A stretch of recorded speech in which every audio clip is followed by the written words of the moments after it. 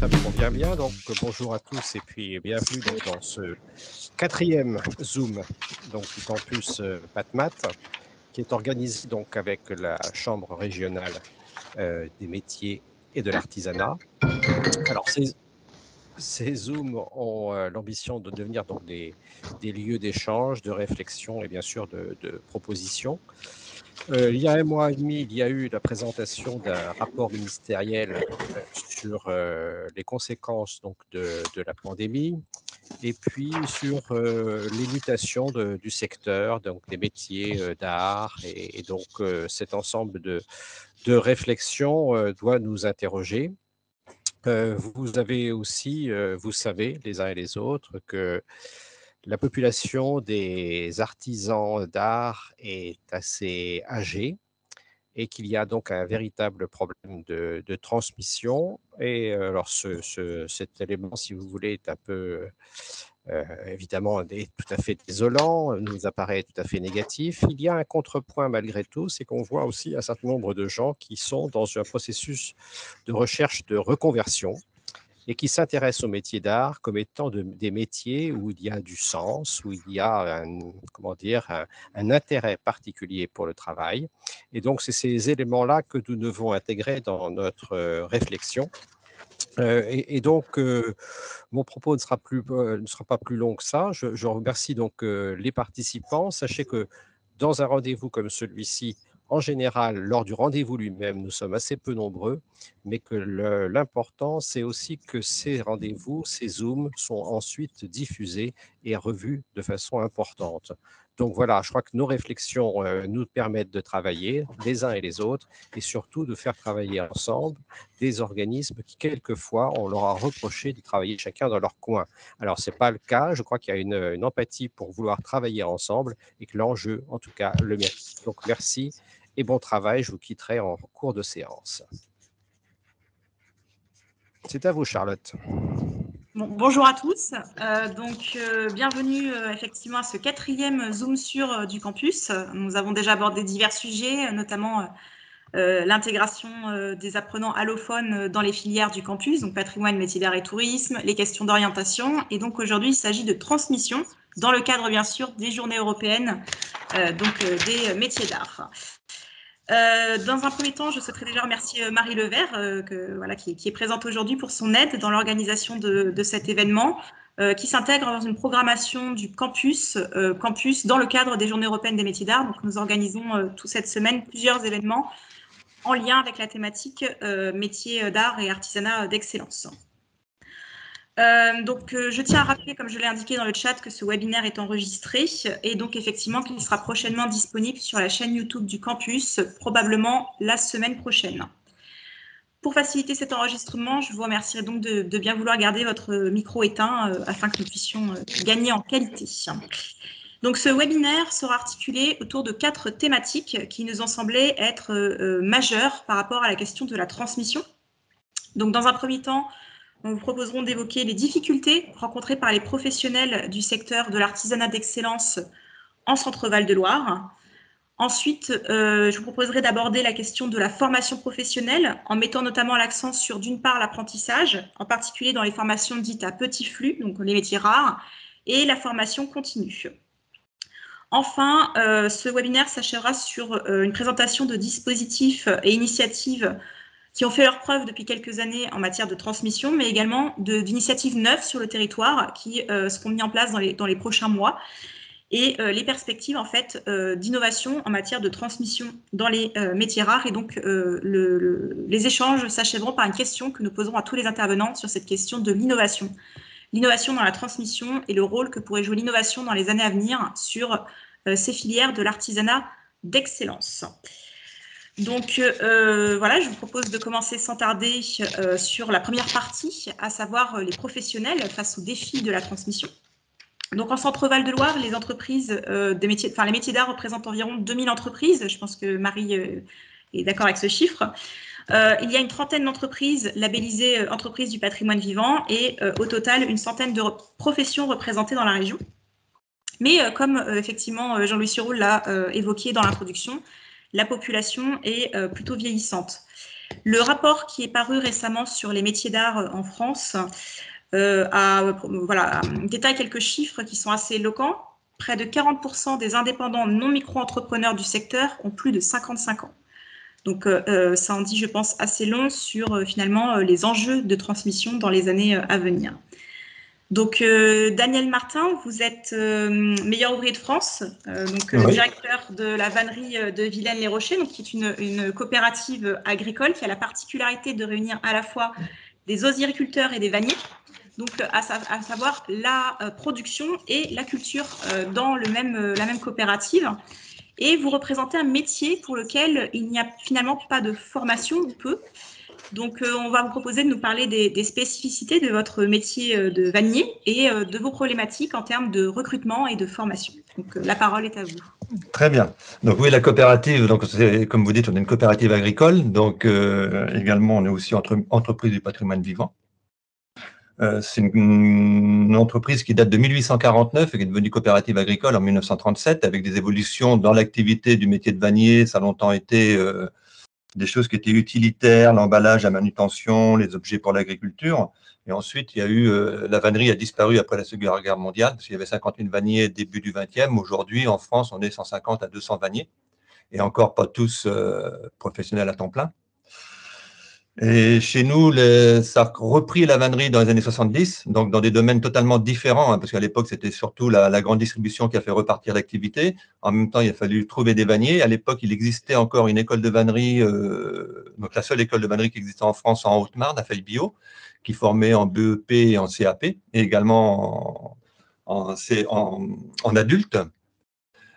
Cette formation, elle a disparu à Fay-Bio dans les années 90. Donc, il n'y a plus de formation initiale en vannerie. Il reste toujours la formation adulte qui a lieu sur 9 mois, mais qui est très, très insuffisante pour nous.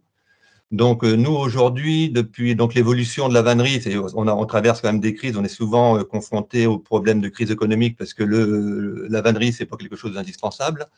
Donc, voilà, on a subi des hauts et des bas. Là, depuis 6 ans, on est quand même dans une période, malgré le Covid, dans une période assez positive, avec une évolution assez importante. Et le problème que l'on rencontre, c'est le recrutement. Donc, sachant qu'on ne peut pas recruter, on ne peut pas trouver de vannier sur le marché de l'emploi. Donc, la seule solution que l'on a, nous, depuis 5 ans, c'est de former chez nous.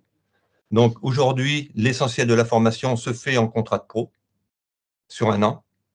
Là, depuis 5 ans, on a formé 17 personnes en contrat de pro, donc 15 qui sont… Enfin, il y en a encore 3 en formation. Il y en a 2, malheureusement, qui nous ont quittés, ce qui est toujours un petit peu embêtant parce que nous, c'est une formation sur 1 an, c'est un investissement qui est quand même assez important pour nous parce que, comme dans beaucoup de métiers d'art, je suppose, quand on forme, on paye la personne, mais il n'y a aucune rentabilité.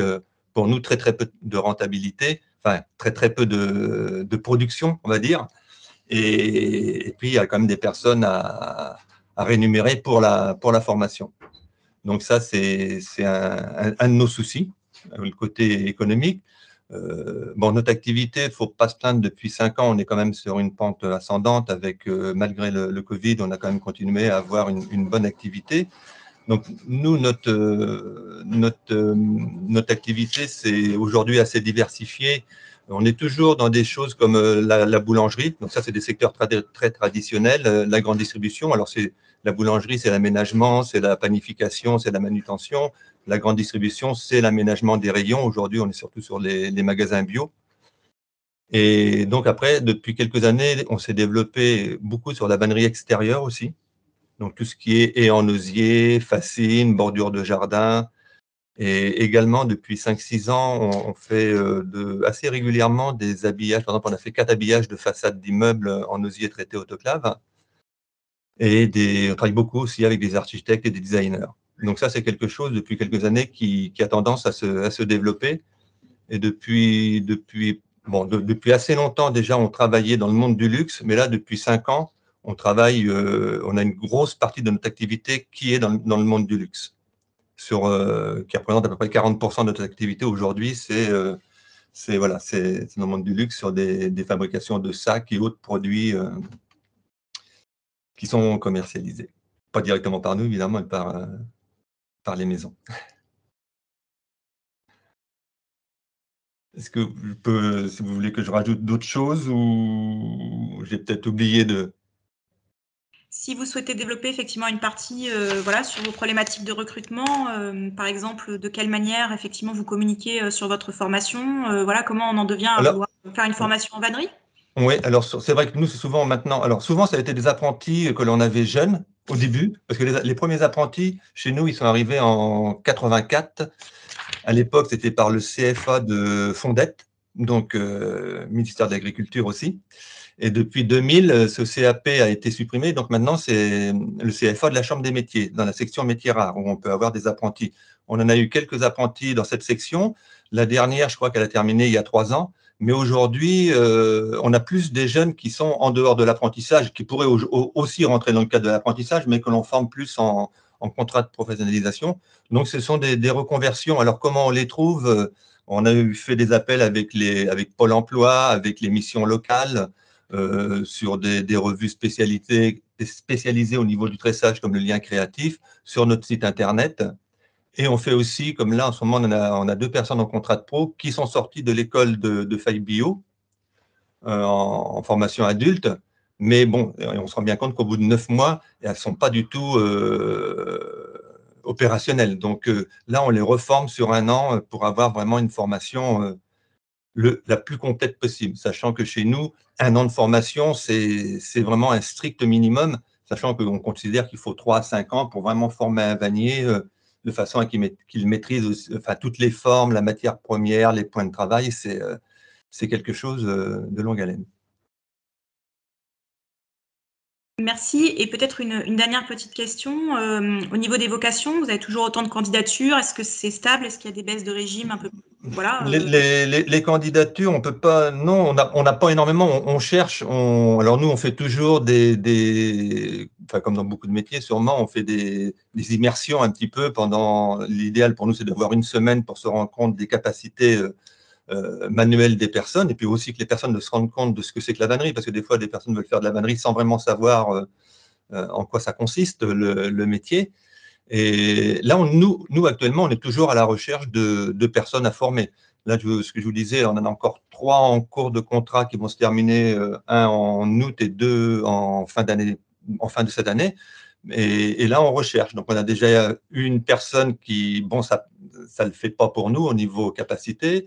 Là, on a une autre qui est aussi en essai. Et puis, on en a une autre, là, d'ici 15 jours, qui va venir. Là, elle, par contre, qui serait pour faire un CAP au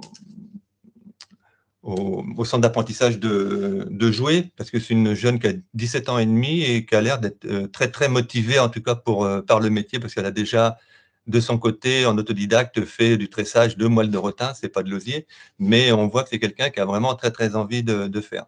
Donc, si on trouve d'autres personnes qui sont intéressées, soit des jeunes en apprentissage, soit des un petit peu moins jeunes après en contrat de pro, mais en apprentissage, ça serait aussi intéressant pour nous.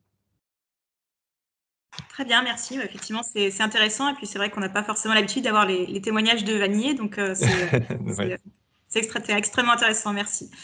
Donc, on va passer à Arnaud. Arnaud, tu es donc directeur général de la Maison Rose à Saint-Avertin, qui est une des plus anciennes soieries encore en activité en France. Et tu es également président du comité de Da Vinci, qui vise à regrouper les métiers de l'artisanat d'excellence et à valoriser le travail de la main en Centre-Val de Loire. Et les manufactures, finalement, sont elles aussi confrontées à des difficultés en matière de formation et de recrutement. Donc, quel défi, voilà, la question que je vais poser, c'est quel défi la Maison Rose va-t-elle devoir relever dans les années à venir pour pérenniser ce savoir-faire dont elle est dépositaire? De quelle manière, finalement, tu penses aussi pouvoir t'appuyer sur l'écosystème de formation? Est-ce qu'il y a des contacts avec l'écosystème de formation? Voilà, donc un peu quelles sont ces problématiques, les problématiques spécifiques auxquelles la Maison Rose est confrontée. Alors, bonjour à tous. Merci Charlotte, parce qu'en fait, tu as évoqué quelque chose en préambule qui est important pour moi, c'est qu'il faut que je pense déjà à ma transmission, puisque j'ai dépassé l'âge de 50 ans, donc merci de me le rappeler et qu'il faut que j'y pense. Et compte sur moi, je vais y penser. Non, en effet, pour rebondir sur ce que disait Monsieur Martin, en fait, Rose, c'est en effet une histoire, une longue histoire, 1660. On peut imaginer donc que c'est assez simple de pérenniser cette activité, la formation et la transmission des savoir-faire.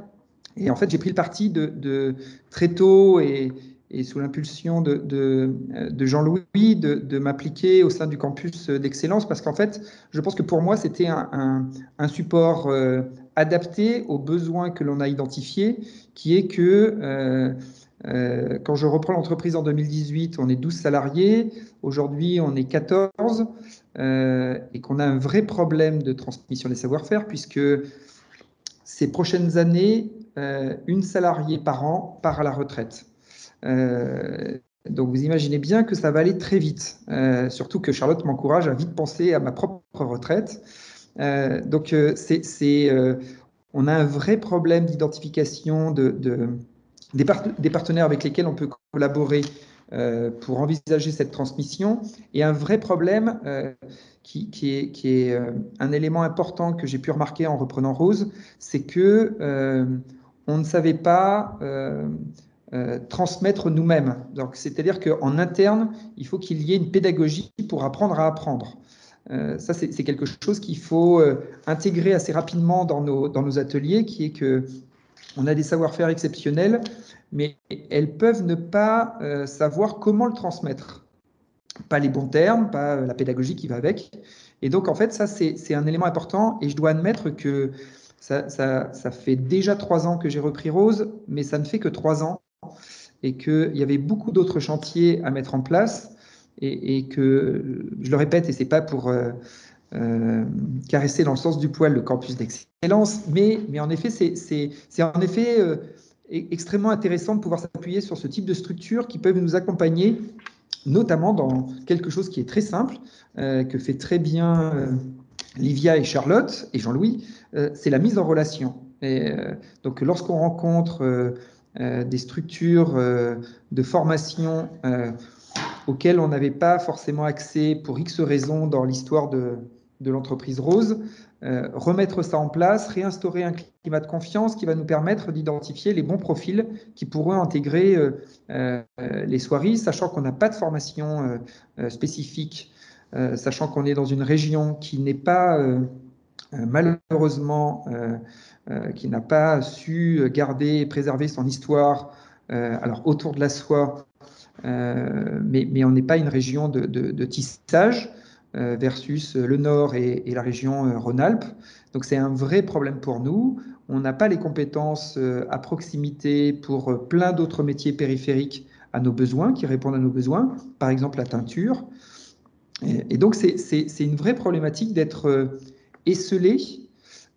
Et donc on s'est aperçu que les formations dont on avait besoin, c'était des formations dont dont un certain nombre d'établissements apportaient ce type de cursus, qui était tapissier notamment, couturier, et que la plupart des besoins que l'on avait aujourd'hui comme formation, qui étaient des gens qui savaient toucher le fil, qui savaient faire des nœuds, et en fait, ces formations de base étaient utiles pour nous et on pouvait s'appuyer sur ces formations avec, je vais citer Arsenval parce qu'on était ensemble hier, mais bien d'autres sur la région.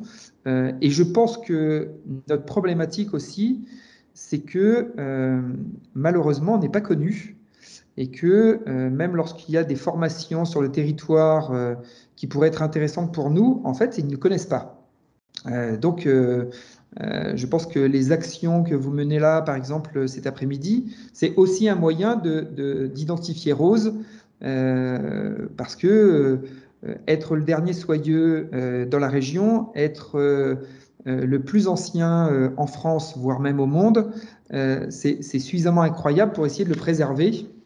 Et on a cette problématique de ne pas être identifié. Tout le monde se souvient particulièrement à Tours de Le Manac, mais pas trop Rose parce que Le Manac était dans le centre-ville et nous, on était déjà partis à Saint-Avertin. Et c'est une vraie problématique parce que le grand public n'a pas cette connaissance-là et que la formation nécessite au moins d'être attirant et d'avoir des éléments de sensibilisation et que les enfants viennent découvrir nos ateliers. Donc, Laurent Raymond, le maire de Saint-Avertin, m'a fait remarquer que l'entreprise Rose était depuis 1972 à Saint-Avertin, donc ça fait 50 ans, et que l'on va mener des actions auprès des enfants de Saint-Avertin pour à la fois peut-être les sensibiliser et leur montrer que peut-être qu'ils pourraient y faire carrière, peut-être, mais aussi pour être des ambassadeurs. C'est-à-dire que si chacun d'entre nous en parle un tout petit peu, c'est un élément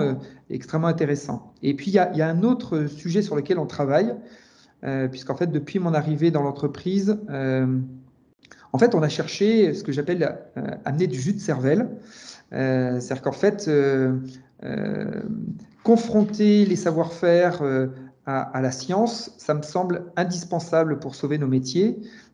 Justement, il y a peut-être des sujets sur lesquels on ne partage pas suffisamment, Monsieur Martin, mais quand on est impliqué dans le projet à Richelieu autour du festival des utopies constructives avec nos matériaux que sont l'osier et la soie, en fait, c'est à chaque fois trouver des passerelles entre nos savoir-faire et la science.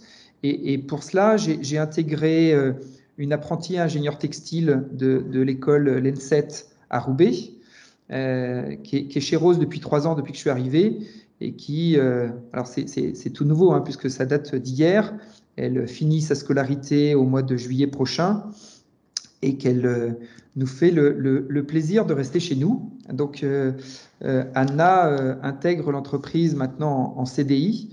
J'ai intégré aussi une jeune stagiaire de l'école du Perret en design textile qui faisait un simple stage d'1 semaine, et puis en fait elle est restée 3 mois, et puis elle a eu des réflexes extrêmement intéressants lorsqu'on est chef d'entreprise, qui est de temps en temps d'avoir un réflexe de rentabilité et d'amortissement, d'investissement. Et sortant de Dupéré, ça m'a tellement surpris que j'ai voulu l'embaucher. Donc, Julie a été aussi intégrée aux Soirées Roses. Et puis, la dernière recrue que l'on a faite, c'est un doctorant en mathématiques. Parce qu'en fait, nos métiers, pour les faire perdurer, et pour attirer un public jeune, c'est de créer des passerelles entre nos métiers et un certain nombre de choses qui peuvent intéresser les jeunes. Et ce sur quoi on a travaillé, c'est de dire que quand on faisait de la mécanique dans les écoles d'ingénieurs, d'avoir accès à des métiers à tisser, où là, c'est la base même de ce sur quoi ils travailleront plus tard. C'était un moyen pour eux de mettre les mains dedans, les mettre dans le cambouis. Et c'est vraiment le cas chez Rose. Et donc d'avoir accès à un certain nombre d'éléments de compréhension en mécanique qui pourraient leur servir dans leur métier futur. Donc c'était un élément d'expérimentation. Et l'autre élément d'expérimentation, c'est de faire le parallèle entre le métier jacquard utilisant des cartons qui sont des trous, pas trous, c'est-à-dire du langage binaire, et en fait c'est le langage informatique. Et donc d'avoir des éléments d'attractivité pour un jeune public, de dire que s'ils veulent comprendre, s'ils veulent faire du codage, et ben en fait le codage c'est exactement ce que l'on fait tous les jours chez nous. C'est-à-dire transformer un dessin en un langage binaire qui permet de tisser des motifs sur nos tissus. Et donc en fait c'est des éléments sur lesquels on travaille avec Cyrus, qui est donc le 3e à être recruté chez Rose, qui est venu chez nous parce que au-delà d'avoir un parcours exceptionnel, même s'il l'a arrêté juste avant, parce qu'il y a des gens de temps en temps qui sont un peu rebelles dans leur formation, et donc c'est aussi extrêmement intéressant de se dire qu'il pouvait avoir envie de s'intéresser à la culture du mûrier jusqu'au tissage, parce qu'aussi il considère que, et je le considère de plus en plus, que l'industrie textile est une industrie extrêmement intéressante pour changer le monde. En fait, on discute assez régulièrement avec toute l'équipe pour dire qu'en fait, les Chinois, c'est pas anodin s'ils sont intéressés au textile. Et donc, en fait, comment on peut édicter de nouvelles règles, comment mettre des choses en place et des réflexions sur des éléments qui manquent souvent dans les formations, c'est de la culture générale et de l'histoire de l'art. C'est-à-dire qu'en fait, on a de très bons techniciens, probablement, mais en fait, pour être dans l'excellence, il faut aller au-delà de ça. Alors, je citerai François-Xavier Richard qui, s'il entend la rediffusion, j'espère qu'il ne m'en voudra pas, mais se plaint exactement de la même chose qui est on peut maîtriser la technique du papier peint.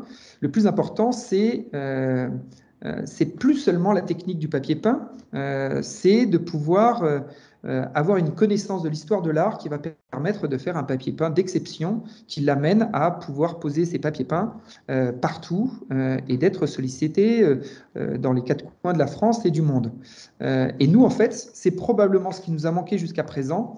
Et c'est ce sur quoi on veut travailler absolument, d'attirer des profils brillants, au contact des savoir-faire qui sont nombreux chez Rose, avec tous ces salariés qui ont 20 ans, 30 ans, 40 ans d'expérience. Et donc, il faut les confronter à ça et les amener à partager. Donc, je trouve que le campus d'excellence amène ça merveilleusement. Ça fait quelques mois seulement que l'on travaille avec Livia et Charlotte, et je trouve que le résultat de ce qu'ils font m'aide au quotidien de façon exceptionnelle. Donc, merci à vous deux, merci bien sûr à Jean-Louis, mais maintenant je vais être encore plus exigeant, c'est-à-dire qu'en fait, il faut sauver Rose. Là, je vais être très perso dans la démarche, c'est-à-dire qu'en fait, l'entreprise était en liquidation en 2018, je l'ai reprise en difficulté, en très grosse difficulté. On a réussi à relever l'entreprise, pour parler très cash même, à gagner un peu d'argent, suffisamment justement pour faire ses recrues. Mais maintenant, ce n'est pas suffisant. Il faut s'engager dans un certain nombre de démarches d'innovation qui sont essentielles. On parlait tout à l'heure d'entreprise du patrimoine vivant, qui est un label qui a été, à mon sens, un peu galvaudé parce qu'il était prédestiné pour nos entreprises à innover. Et malheureusement, on en a fait un label. Et les labels, ça peut être intéressant, mais ce n'est pas suffisant. C'est-à-dire qu'en fait, un label, l'élément de reconnaissance, seul le talent que l'on a et les innovations que l'on va pouvoir développer vont permettre de nous différencier. Donc, il faut de l'innovation, et donc c'était un levier de crédit d'impôt. Et donc, de temps en temps, on transforme les choses on critique beaucoup l'État, mais je pense que de temps en temps, l'État fait des choses très bien et qu'en fait, on le galvaude pour une utilisation autre et après, on s'en plaint. Je trouve que le label EPV était en cela exceptionnel et je pense qu'en effet, il faut créer des passerelles avec, c'est ce en quoi je crois totalement, qui est qu'il faut nous mettre en relation avec les universités, des chercheurs, des scientifiques en permanence pour être meilleurs chaque jour. Très bien. Merci pour ce beau discours, Arnaud. C'était très éclairant, très intéressant aussi. Et venant moi-même de l'université, j'étais assez sensible à ce discours. Donc justement, on a parlé un peu de la nécessité aussi de se rapprocher de la formation. Et le CFA, le campus des métiers 37, est bien représenté aujourd'hui. Puisqu'il est l'un des instruments majeurs dans la région, un des lieux majeurs de la formation aux métiers d'art. Nous avons évoqué les défis auxquels sont confrontées les entreprises, mais maintenant il faut aussi évoquer ceux auxquels sont confrontés les établissements de formation. Aujourd'hui, les métiers d'art en Centre-Val de Loire, donc les métiers de l'artisanat d'excellence même au sens large, c'est à peu près 70 formations initiales, malgré tout, et 60 formations continues, plus ou moins en fonction des années. Essentiellement du CAP au Bac plus 3, si on le prend de manière un peu élargie. Le rapport que j'ai déjà évoqué plus haut, qui est sorti en février sur les métiers d'art, donc le rapport sur les métiers d'art, l'impact de la crise Covid-19 sur les métiers d'art, a souligné finalement l'éclatement du système de formation actuel, constat qui ne concerne pas seulement les métiers d'art d'ailleurs, formations qui sont parfois accusées de ne pas toujours correspondre aux besoins des entreprises. Et puis se pose la question du maintien des fameuses formations à petit flux sur des métiers vraiment extrêmement rares, des métiers de niche, et qui, en fait, ce qui est un véritable défi. Et donc aujourd'hui, on va pouvoir en discuter avec deux personnes du CFA, du campus des métiers 37. Donc Stéphanie Villers, donc vous êtes responsable de l'unité métiers d'art et du cuir au campus des métiers 37. Donc c'est le seul CFA de la région qui propose des formations aux métiers de la tapisserie, de l'horlogerie ou encore aux métiers rares. Les autres établissements sont pour la plupart des lycées. Est-ce qu'on peut dire que l'artisanat d'excellence est une filière en quelque sorte d'élection de l'apprentissage, c'est-à-dire vraiment les métiers d'art, l'apprentissage serait finalement le seul moyen de formation pour les métiers d'art? Et comment votre CFA relève-t-il le défi de la formation en métiers rares, puisque vous avez une formation un peu spécifique dont je vous propose de nous parler aujourd'hui? Enfin, dernière question, est-ce que vous sensibilisez vos apprenants à cette question de la création ou de la reprise d'ateliers? Voilà, vos jeunes ont-ils un intérêt pour ce sujet? Donc voilà, je vous propose d'aborder ces questions aujourd'hui. Oui, bien bonjour déjà, bonjour à tous. Alors le sujet est vaste effectivement, donc si je m'éloigne d'une question, n'hésitez pas à me recentrer. Je suis accompagnée pour représenter le campus par Sandrine Sèvres, pardon. Et Sandrine peut intervenir à tout moment aussi parce qu'il y a plein de sujets qui vont se chevaucher et qui vont se croiser et s'entrecroiser bien entendu. Alors, je n'ai pas la prétention de dire que nous sommes les maîtres de la transmission de savoir-faire sur la région. C'est un peu prétentieux de le dire. En tout cas, nous sommes spécialisés depuis fort longtemps maintenant dans l'apprentissage, qui est une partie de la formation initiale. C'est une modalité d'apprentissage des métiers d'art notamment. C'est vrai que les métiers d'art ont l'avantage, et merci aux entreprises également, d'être très innovants. On a entendu le discours de Arnaud. C'est vrai qu'il y a nécessité de tout le temps innover dans ces métiers-là pour se faire connaître, pour transmettre. Depuis toujours, je pense que c'est un enjeu majeur. Ça fait partie de notre patrimoine aussi, tous ces savoir-faire, et qu'il faut effectivement les faire perdurer, et voilà. L'apprentissage est donc une des modalités, Monsieur Martin l'a dit, une des modalités pour transmettre ces savoir-faire. On est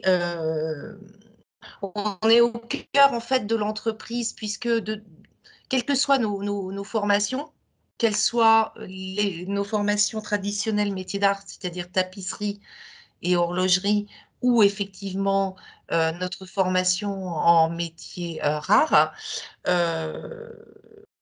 l'apprenti qui est dans l'entreprise acquiert les compétences dans l'entreprise. Nous, c'est de les faire verbaliser, de les faire émerger, de les évaluer aussi, et de s'assurer que les compétences sont bien acquises et que les savoir-faire et savoir-être sont transmis.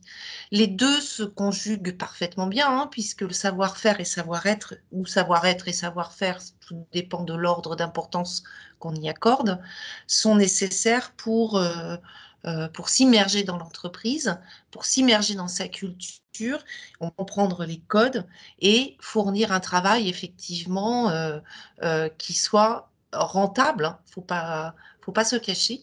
Même l'apprenti, alors sans doute pas au début de sa formation, même l'apprenti doit être capable de fournir un travail livrable, au moins livrable.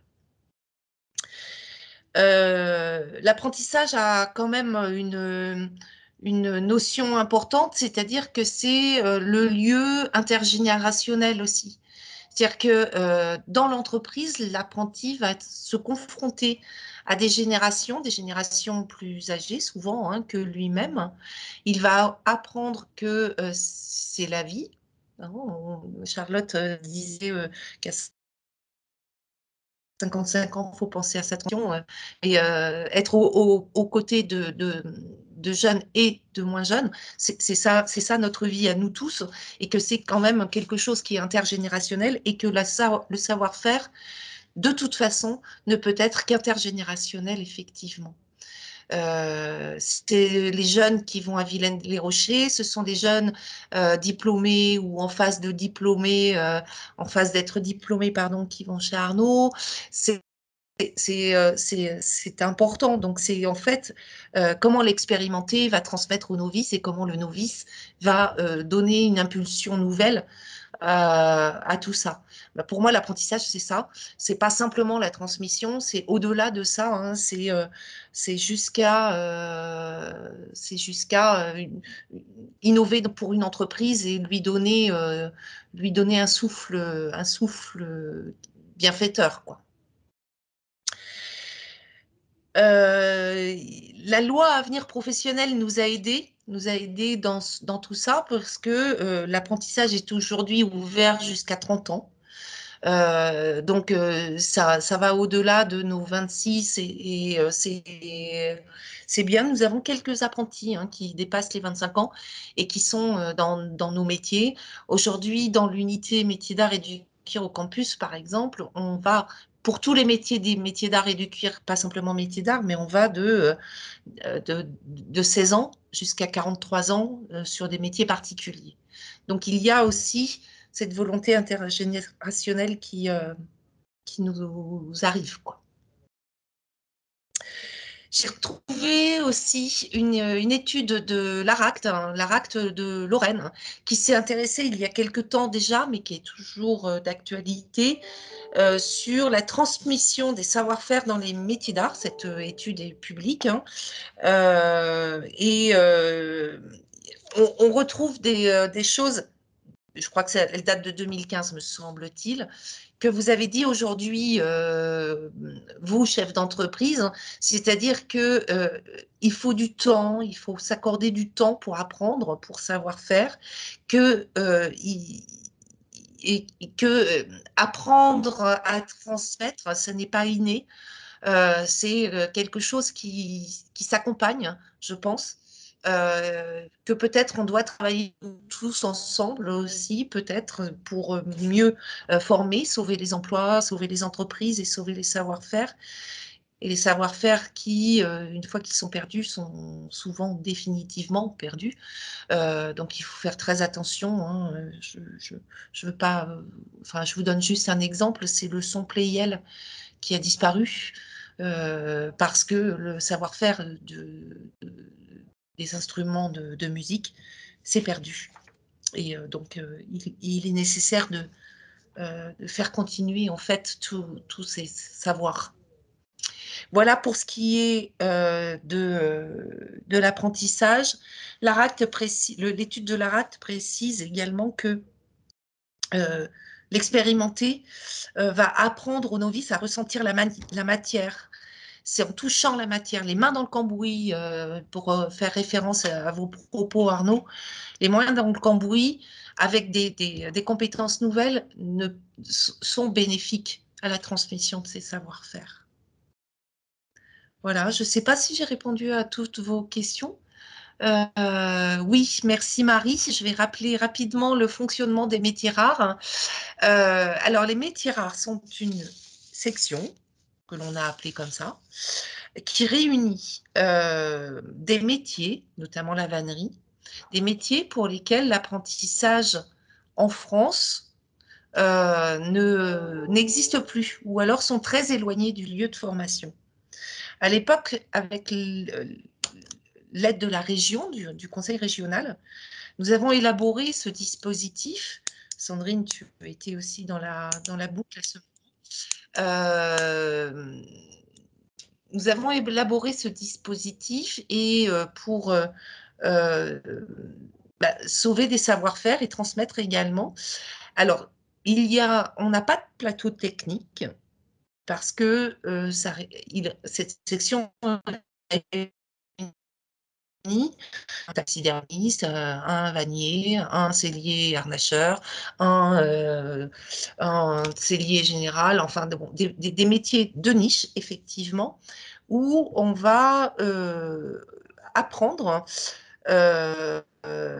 non pas la technique, non pas la technologie qui s'y rapporte, mais le jeune revient de l'entreprise avec des éléments qui va lui permettre de construire son propre livre de technologie et il va en fait s'assurer comme ça de sa réussite à l'examen, parce qu'il ne faut pas l'oublier.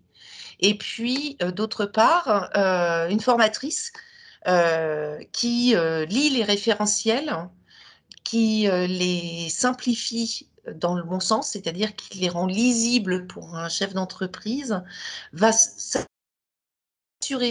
aller en entreprise et s'assurer que les activités prévues au référentiel sont bien couvertes, d'une part, et que il lui est possible de réussir son examen. On a des jeunes qui sortent de 3e et on doit assurer pour eux un enseignement général. Aucun souci, c'est notre rôle, notre mission, on le fait. On a d'autres personnes qui sont issues d'un cursus supérieur ou au moins égal à un CAP et à qui on n'a pas besoin d'apprendre l'enseignement général. Dans ce cadre-là, on va les initier en fait à la création d'entreprises. Je dis bien les initier et les initier aussi à la communication de documents, cartes de visite, etc. d'entreprise, et d'autre part élaborer avec eux un projet professionnel qui change, hein, qui s'élabore au fur et à mesure. Voilà ce que sont le dispositif des métiers rares, ce qu'est le dispositif des métiers rares, pardon. Aujourd'hui, nous ne sommes plus financés par le conseil régional, donc ce dispositif est en train d'évoluer. Et nous le retravaillons et nous avons besoin effectivement d'autres financeurs. Et là, je peux laisser la place à Sandrine, si elle le veut bien. J'allume mon micro. Oui, merci Stéphanie. Alors en fait, vous aviez, Charlotte, suggéré une question sur la formation continue. Oui, tout à fait. Effectivement, c'est notre modalité de formation qui représente un réel intérêt, puisque, donc déjà peut-être je vais vous présenter, donc vous êtes ingénieur pédagogique au CFA, toujours au campus des métiers 37. Aujourd'hui, c'est vrai qu'on a pu voir, et c'est ce que montre le rapport à nouveau qui est sorti en février sur l'impact du Covid-19 sur les métiers rares. Finalement, avec la vogue du Made in France, il y a des reconversions qui se font dans les métiers dits manuels, même si je dois avouer détester ce terme qui est si peu représentatif de la réalité.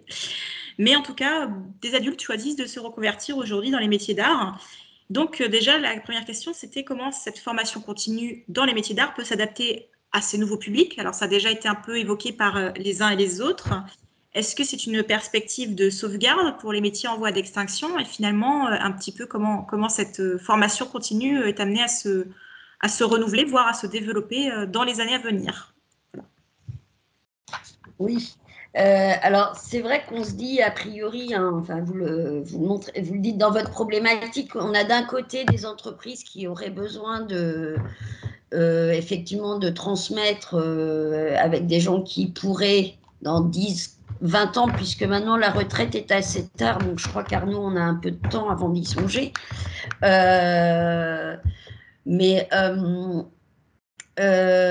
on a d'un côté des entreprises qui ont besoin de transmettre et d'un autre côté des personnes, mais qui sont plutôt des adultes en reconversion, donc qui ont peut-être déjà eu un premier métier, une première vie professionnelle et qui s'interrogent sur le sens de leur activité et qui découvrent dans leur parcours de vie des métiers vers lesquels ils se dirigeraient. La grosse difficulté qu'on a aujourd'hui, c'est de trouver des appareils de formation adaptés. Ça, vous en avez fait le constat, un peu de centres de formation. Et qu'est-ce qu'on a comme autre levier? Alors, nous, on a été confrontés à cette question-là depuis toujours avec les métiers rares, parce qu'on se dit que c'est un outil qui pourrait tout à fait être adapté à des adultes, puisqu'il s'agit d'aller en entreprise, d'analyser l'activité de l'entreprise pour proposer un référentiel en lien avec l'activité de l'entreprise. Alors, il n'y a pas toujours de référentiel diplôme qui existe, mais des référentiels métiers, ça se crée. En tout cas, vous disiez, on ne sait pas transmettre. Nous, on voit bien qu'on on sait faire, mais on ne sait pas transmettre, apprendre.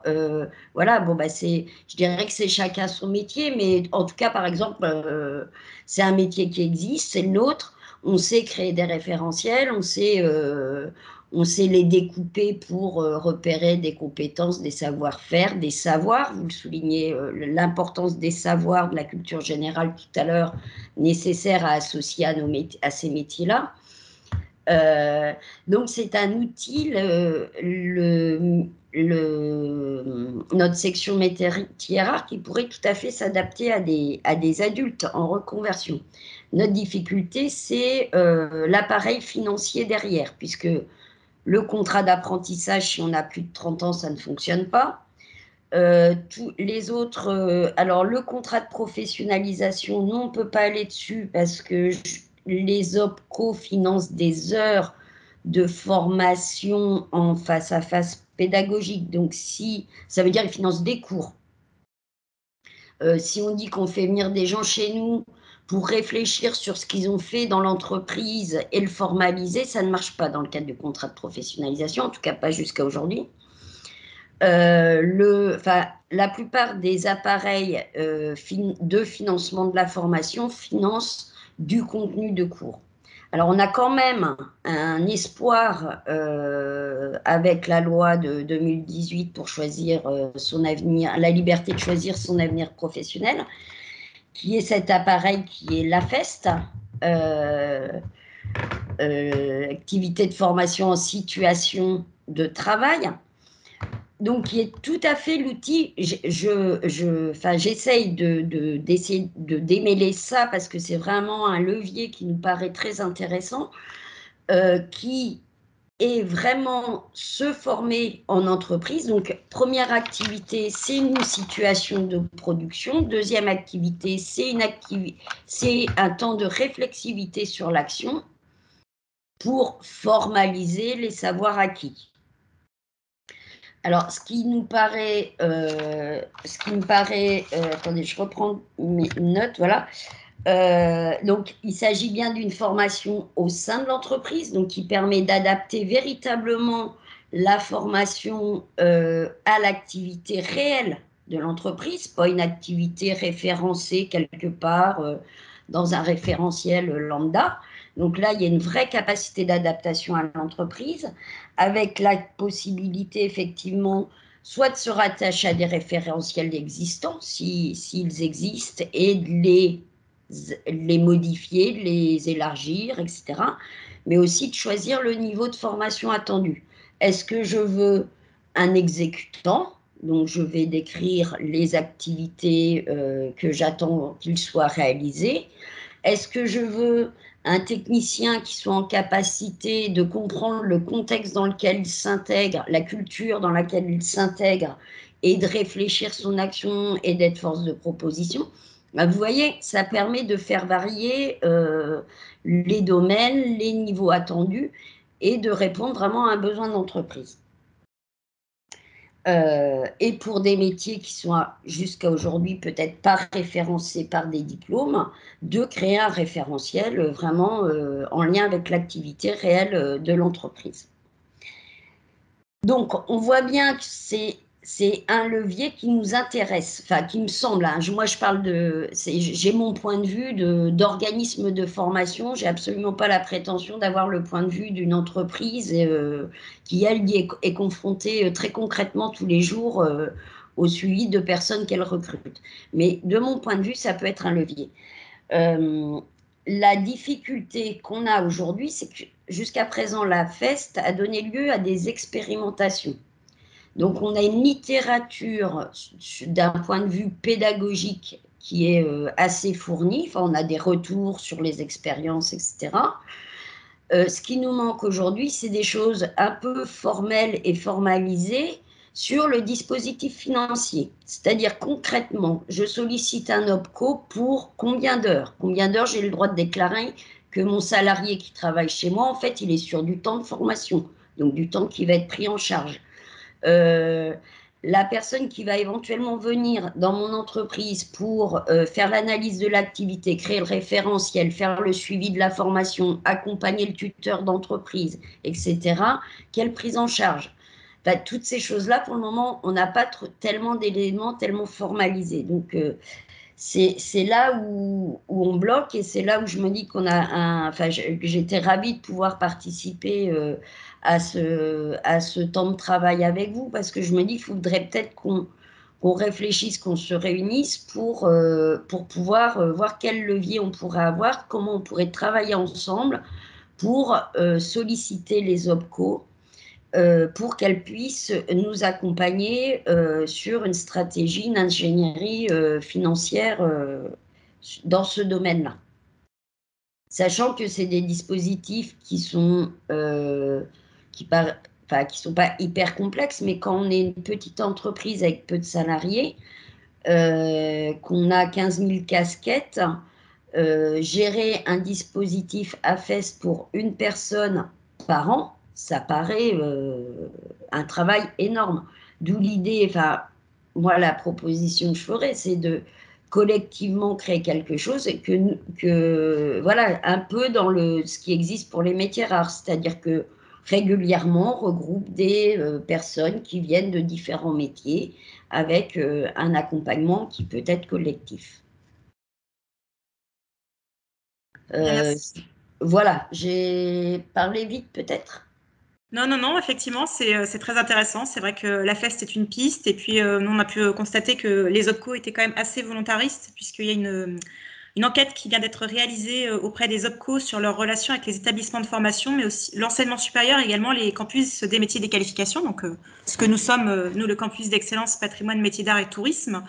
Et le retour des OPCO, c'est qu'on les sollicitait beaucoup plus pour leur demander des fonds, ce qui est aussi leur mission, mais pas assez pour monter des actions ensemble, et qui n'étaient pas assez sollicités pour leur expertise en termes de montage de ce type de formation. Donc, on est aussi, voilà, il y a un certain volontarisme derrière. Je pense qu'on peut rebondir aussi sur cette remarque qui a été faite de la part des OPCO. Donc, effectivement, il y a peut-être des pistes. Donc, effectivement, on va pouvoir en rediscuter. Je pense qu'effectivement, c'est tout à fait intéressant.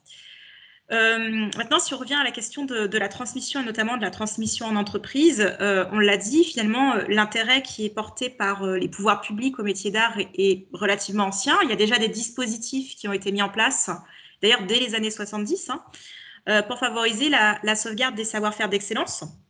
Et il faut souligner, bien sûr, l'implication des acteurs socio-économiques. Je pense qu'on a tous pu le constater aujourd'hui.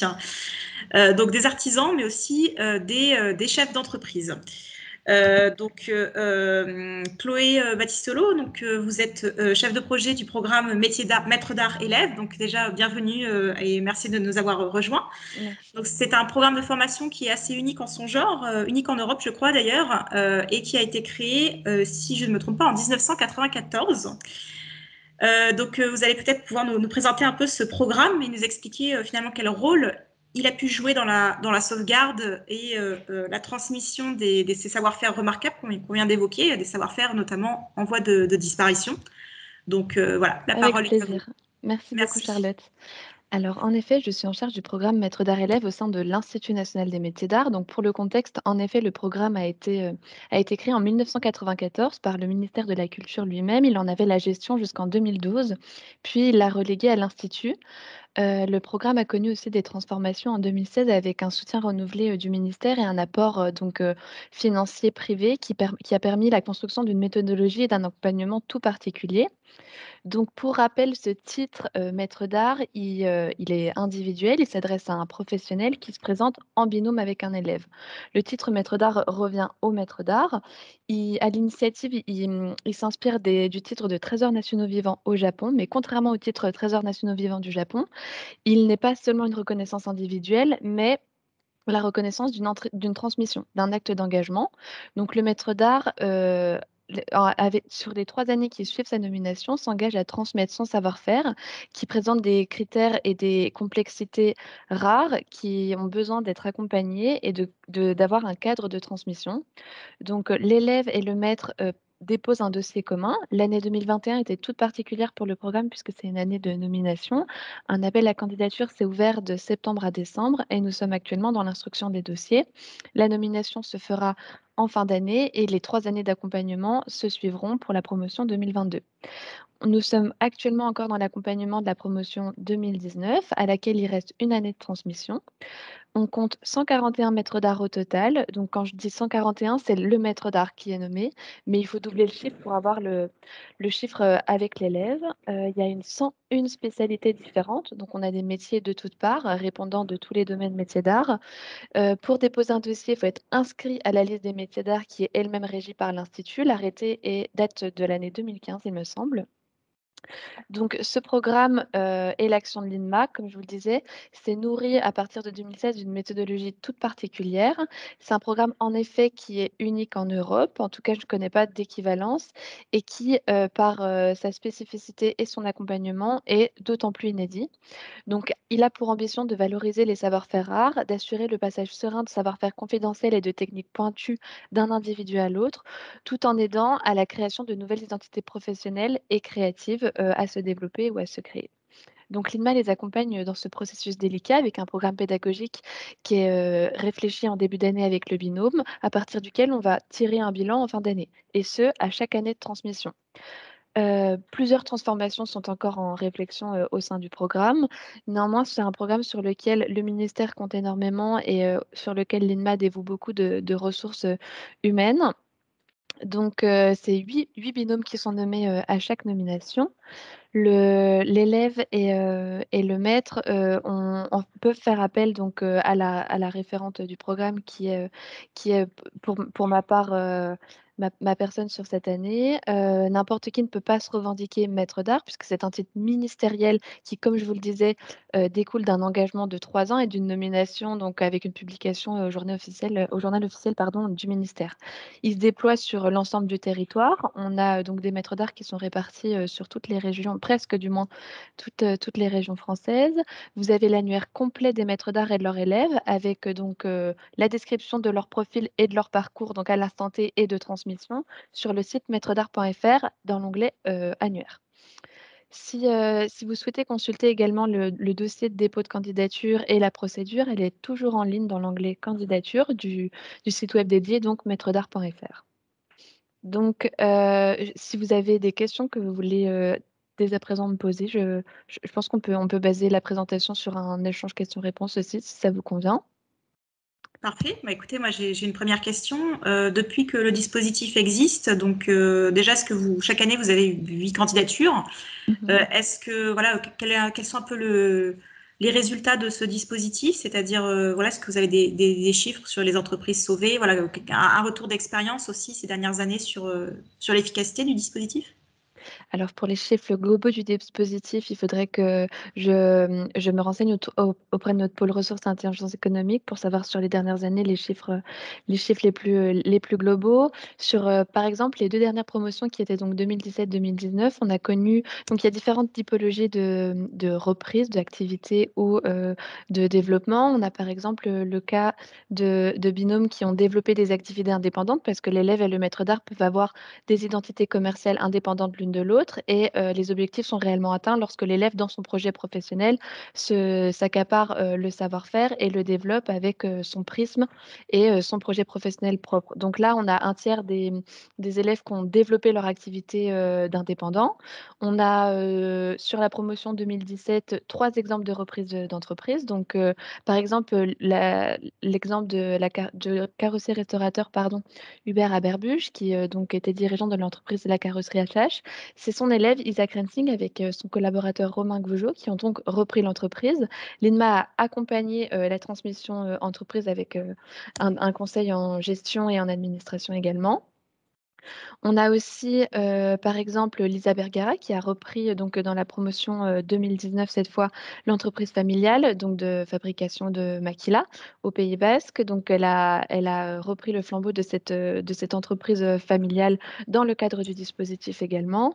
Et puis on a Marie-Pierre Bézac qui a développé aussi et repris, l'atelier en le développant sur, des spécificités, propres au savoir-faire sur les années de transmission, du programme maître d'art élève. Voilà, donc la typologie, c'est un tiers de reprise d'atelier, un tiers de développement d'activité propre et puis un tiers de, pas encore reprise de l'atelier, mais développement de l'activité et du savoir-faire de l'activité maître d'art. C'est D'accord. plus clair pour vous. Effectivement, c'est plus clair. Est-ce que vous avez des exemples sur la région centre, éventuellement, de maîtres d'art voilà, Alors, non, j'ai pas d'exemple parce que dans les dernières promotions que moi j'ai particulièrement suivies, j'ai pas les exemples particuliers. En revanche, sur l'annuaire, vous trouverez avec le filtre par région les maîtres d'art et les parcours de transmission sur le site maîtred'art.fr. Très bien. Bah, écoutez, merci. Je pense que c'était très clair. Effectivement, peut-être que quelqu'un aurait une petite question à poser à Madame Battistolo, éventuellement sur le dispositif, ou sinon on y revient à la fin lorsqu'on fera un petit peu les échanges. Si ça vous va, on peut… Moi, j'ai peut-être une petite question. Marie ? Dites-moi. Est-ce qu'il y a un critère d'âge pour être dans une démarche de devenir maître d'art, justement Alors, dans le dépôt du dossier de candidature, en effet, donc, un des critères de recevabilité, comme je disais, est l'inscription du savoir-faire à la liste des métiers d'art, mais aussi les années d'expérience du maître d'art, parce qu'il doit se trouver dans une situation où il est prêt à transmettre, ou en prenant en compte qu'il va faire venir un professionnel sur son marché ou parce que lui-même a le besoin de remettre, entre les mains d'un autre professionnel son activité et le développement de son savoir-faire. Donc, intrinsèquement, on veille à ce que le maître d'art soit dans une situation où il est suffisamment aguerri, suffisamment mûr sur, son activité, développée, que l'activité économique est saine et qu'il a matière à transmettre, parce que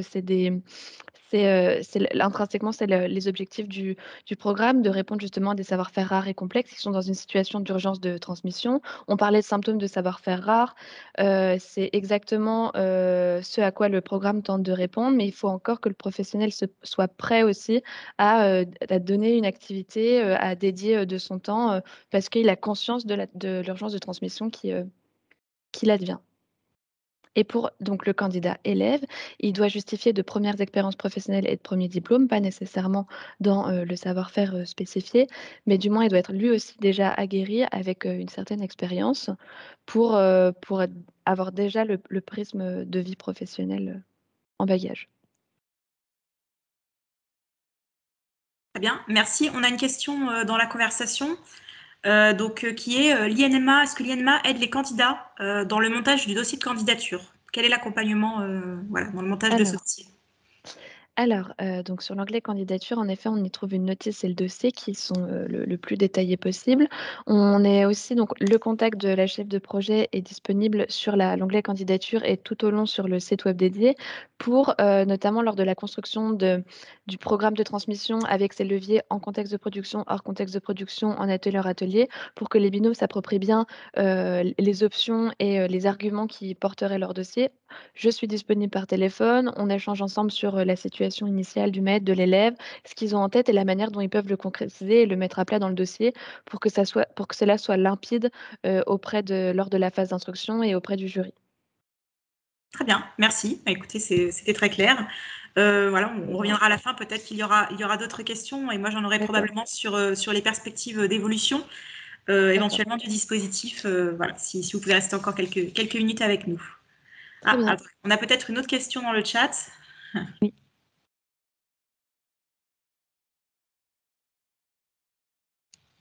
Voilà. Madame Conto vous remercie pour votre réponse. Très bien. Alors, Arnaud, je vais revenir vers toi. On vient d'évoquer effectivement la question de la transmission de l'atelier via le dispositif maître-élève et donc de la question aussi du lieu de transmission qui est l'atelier ou que peut être le CFA aussi, d'ailleurs, on en a parlé. J'ai une question aussi sur le rôle que peuvent jouer les réseaux de professionnels et les lieux de rencontre entre les artisans et le public en formation ou en reconversion. Tu as notamment créé le comité Da Vinci, je l'ai déjà évoqué, et tu travailles actuellement à un projet de tiers-lieu à Saint-Avertin. Est-ce que tu peux nous en parler et nous indiquer de quelle manière tu souhaites intégrer la question de la transmission à ce projet de tiers-lieu sur les métiers d'excellence? Je suis déjà ravi parce que Chloé, je reçois la directrice de l'INMA le mois prochain dans nos ateliers chez Rose. Et donc, je pense que ça reflète le besoin que j'ai perçu. Mon parcours ne vient pas du tout de vos métiers respectifs, hormis le fait que mon papa était ébéniste, mais en fait, j'ai juste constaté qu'il y avait un manque de lieux de partage. Alors, le lieu de partage peut être là, ce que l'on vit cet après-midi, tous ensemble. Mais je crois que dans nos métiers, on a aussi besoin de se rencontrer, de se parler, même de se serrer la main, même si c'est pas toujours avec la Covid compliqué. Enfin, c'est assez compliqué actuellement, mais on a besoin de ça. Et en fait, m'est venue assez rapidement l'idée d'abord de créer un regroupement d'entreprises avec des gens que j'avais envie avec lesquels j'avais envie de collaborer. Donc, de là est né en 2019 le comité Da Vinci. Alors, je ne vais pas faire l'histoire sur Da Vinci 2019, son année anniversaire, etc., parce que tout le monde l'a utilisé, et moi, j'y participe aussi en utilisant ce nom de Da Vinci. Donc, désolé de participer au fait de galvauder ce nom et ce génie. Mais en fait, justement, c'est parce qu'il est un génie qu'il était important pour nous de l'honorer. Et créer ce lieu, c'était l'idée de réunir un certain nombre d'acteurs de notre secteur, de les amener à se rencontrer. Et puis assez rapidement, en fait, je me suis aperçu que, au-delà de la rencontre, il fallait absolument des engagements communs. Et les engagements communs que l'on a identifiés, et qui passent forcément par la formation, et donc des rencontres avec tout type de public, ça a été de s'engager sur deux éléments forts, selon nous. C'est l'engagement que chacun d'entre nous doit avoir dans sa filière. Donc, je pense que Monsieur Martin est totalement dans cette démarche-là pour parler de l'osiériste jusqu'au vannier, de planter des variétés d'osier. Et Monsieur Martin, j'espère que j'aurai le plaisir de vous présenter un projet prochain qui tourne autour de ce que l'on avait déjà évoqué lorsqu'on s'était rencontré, d'un conservatoire des saules et de l'osier dans un lieu pas très loin de chez vous. Donc voilà, c'est quelque chose auquel j'attache de l'importance, avec une démarche d'éco-responsabilité qui est de se dire que lorsqu'on utilise une matière, assez souvent ça repose sur un végétal. C'est ce qui m'a amené d'ailleurs à reprendre l'entreprise Rose, c'est mon intérêt pour toutes les filières de valorisation du végétal et de savoir ce que l'on pouvait en faire. C'est-à-dire que lorsque je plante des mûriers, c'est pour essayer de relancer la filière de la soie en Val-de-Loire, une filière historique, mais que cette même matière, on peut l'utiliser bien sûr pour un fil de soie, mais il y a plein d'autres usages, et notamment en cosmétique. Et donc, en fait, c'est s'engager dans cette notion de filière en trouvant dans cette filière plein de profils, de l'agriculteur jusqu'au transformateur, et en passant par nos métiers spécifiques que sont les métiers d'art, mais c'est une solution de valorisation. Et l'engagement du comité Da Vinci, c'est de s'engager dans ce processus-là. Et l'autre élément qui vient in fine, c'est l'engagement de la revalorisation des rebuts que chacun d'entre nous génère. C'est-à-dire qu'hier, avec le soutien de la Chambre des métiers, de l'artisanat, et Livia Valtroni était présente d'ailleurs, j'avais réuni un certain nombre de tapissiers et de savoir ce qu'ils faisaient des tissus qu'ils n'utilisaient plus. Donc en fait, nous est venue l'idée alors ce qui est très à la mode, je suis désolé de ne pas être très original, mais en tous les cas d'être dans un souci immédiat, puisqu'on a des déchets que l'on n'utilise pas et que de temps en temps, notre seule bonne conscience ne suffit pas, donc il faut trouver des solutions. Donc on s'est engagé dans un processus de revalorisation d'invendus, de déchets, de rebuts, quel que soit le terme que l'on veut utiliser, dans le bois, dans le cristal, dans le cuir et dans le textile, et plus particulièrement la soie. Avec un engagement en lien avec un certain nombre d'acteurs de la recherche, que sont les écoles des mines, les arts décoratifs de Paris, les Chimie Paris-Tech, Agro-Paris-Tech, l'Université de Tours. Et en fait, j'ai cité volontairement l'Université de Tours en dernier parce qu'en fait, on n'a pas eu suffisamment d'écho et de relations avec les formations locales. Et on est allé chercher, encore une fois, c'est le terme que je répète assez régulièrement, du jus de cervelle ailleurs. malheureusement. Et donc, en fait, c'est quand même de réunir un certain nombre d'acteurs de la recherche, parce que notre engagement n'est pas de faire de l'upcycling, mais de faire du supercyclage. Comment apporter, à partir d'une matière déjà qui a une valeur importante, de lui apporter encore plus de valeur ajoutée dans un usage final à définir, quel que soit le secteur d'activité, mais d'être encore une fois dans l'excellence. Et le comité Da Vinci, c'est à notre petit niveau d'essayer d'honorer le génie de Da Vinci et de trouver, au travers de la science, des solutions de valorisation. Et je pense que tout ça fait écho à quelque chose auquel je crois, alors là qui est un peu éloigné de Da Vinci. Je crois en une forme d'entreprise nouvelle que l'on pourrait associer à un label créé par des Américains pour le monde industriel qui est B Corp, et de l'associer au monde artisanal qui est les entreprises romantiques. Je crois au romantisme et à l'association des deux mots, l'entreprise, parce que entreprendre, initialement, c'était plutôt partir à l'aventure pour découvrir des territoires. Je pense que l'entrepreneuriat, c'est exactement ça. Et je pense que chacun à sa façon entreprend, et c'est partir à l'aventure. Et puis on verra ce que l'on découvrira. Et le romantisme, c'est pas l'élément désuet comme on l'associe souvent en France, mais c'est plutôt quelque chose qui n'est pas donc fleur bleue ou à l'eau de rose sans aide, mais quelque chose qui est justement engagé dans un processus d'innovation en y mettant de l'émotion, de la créativité, de l'imagination, et de créer un lien entre artisanat d'art, art et science. Et donc, en fait, le comité Da Vinci est un réceptacle de cette démarche-là que l'on veut développer en France, bien sûr, et dans notre territoire particulièrement. Et j'expérimente actuellement un certain nombre d'éléments d'innovation, qu'elles soient bien sûr environnementales, mais aussi sociétales et sociales, et bien d'autres choses, pour pouvoir le développer dans une démarche européenne. C'est-à-dire qu'en fait, je crois que les campus d'excellence que représente aujourd'hui Charlotte ne peuvent pas s'intéresser qu'à un territoire, elles doivent créer des passerelles avec d'autres campus d'excellence sur tout le territoire. Et donc mon rôle, petitement, encore une fois, c'est, je travaille avec le campus d'excellence de Paris, et avec d'autres sur d'autres secteurs d'activité. Et ça m'intéresse de créer des passerelles comme ça. Et le comité Da Vinci, c'est en effet un réceptacle de rencontres, de profils très différents, et aussi de temps en temps d'avoir la capacité de prendre un peu de hauteur ou de recul, suivant la situation dans laquelle on veut se mettre, et d'être en contact avec des gens qui nous amènent à réfléchir un tout petit peu sur la responsabilité que l'on a. Et le romantisme fait partie de ça dans un réseau européen, parce que je pense qu'elle est dans un combat assumé contre ce dans quoi on semble aller en ce moment. J'ai pas envie du modèle asiatique, j'ai pas envie du modèle russe, et j'ai pas envie du modèle américain. Et que je pense que le modèle européen, si on le défend, eh ben je pense qu'on sera des gens qui nous débrouilleront très bien. Et donc, si au niveau des métiers d'art, on peut apporter ça, je pense que ça sera très bien.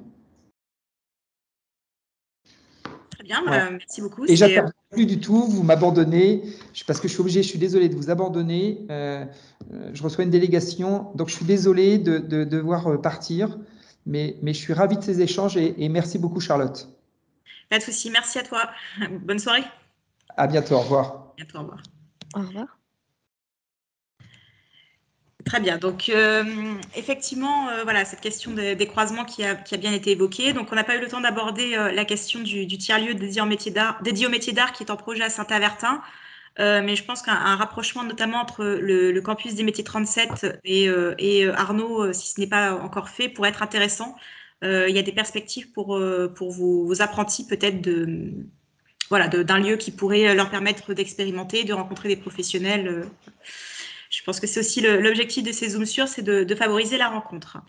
Je pense qu'il est temps de poser la dernière question. Donc, voilà, peut-être que certains souhaitent y répondre.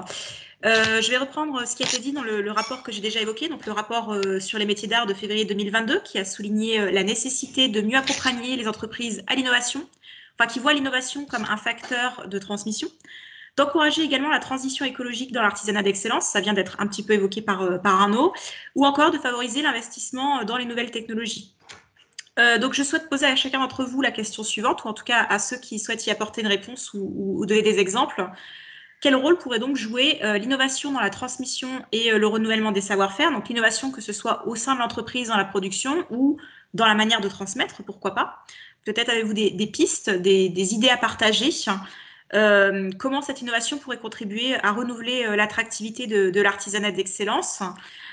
Et enfin, comment pourrait-on peut-être collectivement innover pour porter plus loin les initiatives déjà engagées?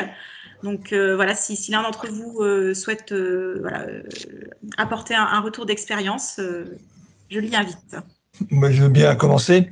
Avec Sur l'innovation, c'est vrai que c'est un petit peu, enfin en vannerie, voilà. Après, on a nos bases de vannerie qui sont toujours les mêmes. Après, l'innovation, ça vient dans les débouchés que l'on peut avoir, dans le travail qu'on peut trouver. C'est vrai que là, on évolue sur des. Alors, les points de travail, on peut pas dire qu'il y a vraiment on recrée pas spécialement des points de travail, mais on va sur on revient peut-être des fois même sur des anciens points de travail, sur des vanneries assez complexes qui ne se faisaient plus. Donc là, ça fait partie des sauvegardes de certains savoir-faire dans le métier qui commençaient à disparaître. Donc là, nous, voilà, on essaye, on est assez ouvert à toute demande. Donc c'est toute demande de clients, d'architectes, de designers avec des produits un peu spécifiques. Donc voilà, ça aussi, ça intéresse, je pense, assez les gens qui rentrent chez nous, que l'on forme, d'avoir contrairement aux vanniers d'il y a 20 ou 30 ans qui étaient très spécialisés, qui pouvaient faire la même pièce pendant toute leur vie, c'est d'arriver à être quand même assez polyvalent et de pouvoir toucher un petit peu à tout pour évoluer. Et chez nous, en parlant de la transmission, c'est vrai qu'on essaye aussi, alors dans le système de transmission, c'est vrai que, entendez dire, c'est vrai qu'on peut être très bon dans son métier sans nécessairement être un bon transmetteur de savoir. Bon, je pense que chez nous, les vanniers qui font la transmission la font très très bien et arrivent aussi là, on a des gens qu'on a formés depuis 3 ans qui eux-mêmes transmettent certaines techniques qu'ils maîtrisent bien à d'autres. Donc, on essaye d'avancer comme ça. Très bien, merci beaucoup. Est-ce que quelqu'un d'autre souhaite intervenir sur ces questions? Je veux bien dire un mot. Oui. C'est vrai que à l'échelle de l'INMA et de cet accompagnement avec des binômes donc de maîtres d'art élèves, je vois que parfois dans les programmes pédagogiques, l'achat d'une machine, d'une innovation du moins technique, matérielle, permet de libérer peut-être du temps à la création. Et donc, on a le cas où l'élève, c'est dans l'atelier du maître ou dans sa propre identité commerciale, a pu, à l'aide de temps gagné d'une machine acquise, pouvoir se dédier à le développement d'une gamme de produits. Par exemple, dans le cas d'un binôme qui est orfèvre, l'élève prévoit donc et a déjà pleinement commencé d'utiliser les techniques, donc les 8 métiers de l'orfèvrerie, dans la réalisation d'une gamme de bijoux. Et donc l'achat d'une machine à découpe lui a permis d'avoir une étape qui était réduite en temps et qui peut se dédier à l'exercice de ciselure. Et donc elle arrive à dédier pleinement de son temps à tout le mock-up et la maquette et l'exercice de ciselure sur sa gamme de bijoux. J'ai aussi le cas dans un binôme d'archetier baroque où l'élève a développé un archet avec un cabochon en pierre dure. Après des discussions avec un autre élève justement qui était glypticien, ancien élève de Hervé Obligy, qui à force de recherche et de discussion, de temps passé ensemble, ont réussi à créer le cabochon en pierre nacre qui s'incruste au bout d'un archet, ce qui fait un nouveau produit donc dans la gamme de l'élève de Claire Berger. Et en fait, des exemples comme ça, il y en a beaucoup. Je pense que l'innovation matérielle, mais aussi technique et technologique permet du temps à la création et c'est là où le programme et l'accompagnement est pleinement utile. C'est quand on arrive à faire gagner du temps et que l'élève arrive en fait à se libérer pour de la création et le développement de son activité. Merci, effectivement, c'est intéressant. J'ai eu des retours assez similaires en rencontrant des collègues d'autres campus des métiers et des qualifications dans les métiers d'art et du design qui étaient présents avec les chefs de travaux de plusieurs établissements et qui ont présenté, donc c'était lors de l'université École Entreprise de Poitiers à l'automne dernier. Certains présentaient des nouveaux équipements de plateau technique et en fait, ils ont montré que pour eux, l'utilisation de ces machines permettait aux jeunes de se libérer, enfin d'avoir plus de temps à consacrer à des projets et donc à la partie conception et création. Et donc, en fait, voilà, ils avaient une approche aussi assez mesurée, puisque parfois, c'est vrai qu'on a aussi pu entendre des reproches par rapport un peu à cette mécanisation, mais ils disaient que d'un autre côté, effectivement, ça permettait de laisser plus de temps à la création, et que donc ça a suscité un regain d'intérêt chez les apprenants. Voilà, donc c'est un retour que j'ai eu de collègues d'autres campus, en ébénisterie, justement. Est-ce que quelqu'un d'autre souhaite apporter une information, peut-être voilà, de quelle manière on pourrait aussi montrer parce que finalement, les métiers d'art ont pu avoir pendant une certaine époque une image poussiéreuse, ou encore, j'ai pu le constater avec les remarques de certains collégiens, et quand on leur dit, par exemple, on peut utiliser un scanner 3D en taille de pierre, ils nous regardent avec des yeux ronds en disant « Ah bon ?» Nous, on pensait qu'il fallait juste prendre l'outil et tailler, mais on leur disait « Non, aujourd'hui, c'est comme tous les métiers, on est sur des métiers qui sont aussi en mutation. » Est-ce qu'à votre avis, c'est aussi un facteur d'attractivité auprès de ces jeunes publics? Moi, je veux bien juste rebondir sur la question. Justement, on a visité, alors, dans le cadre hier du lancement régional des Journées européennes des métiers d'art, l'atelier d'un maître verrier dans Tours, et qui a eu, on parlait de reconversion, lui, il est issu d'une reconversion, il était infographiste, et donc il est né une passion pour le vitrail. Et en fait, il valorise son expérience d'infographie, de maîtrise des outils numériques, 3D, etc. dans sa pratique. Donc, ça lui fait gagner du temps, c'est ce qu'on disait. Et puis, ça lui fait gagner des chantiers parce que il peut présenter à ses clients des maquettes en 3D, de ce que ça va donner. Donc, c'est aussi un vecteur de nouveaux marchés, de nouvelles clientèles qui vont être en demande.